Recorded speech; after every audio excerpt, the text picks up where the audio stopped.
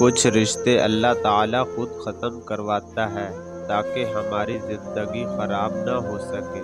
بے شک وہ جو کرتا ہے بہتر کرتا ہے۔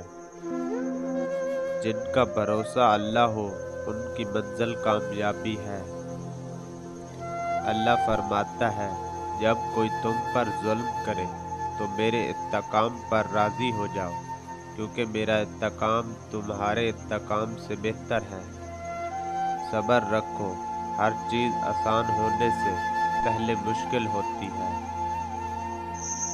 تہجد بہت خوبصورت عبادت ہے جہاں کچھ ملے نہ ملے لیکن رب ضرور مل جاتا ہے۔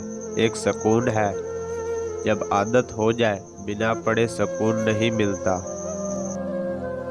امید جب اللہ سے جڑی ہو تو ٹوٹنے کا امکان نہیں ہوتا۔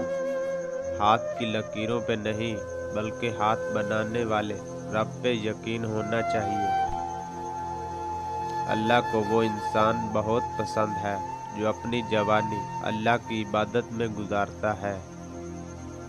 اللہ تعالیٰ کو زبان اور دل کا سخت ہونا پسند نہیں، اسی لیے اللہ نے ان دونوں کو بغیر ہڈی کے بنا دیا۔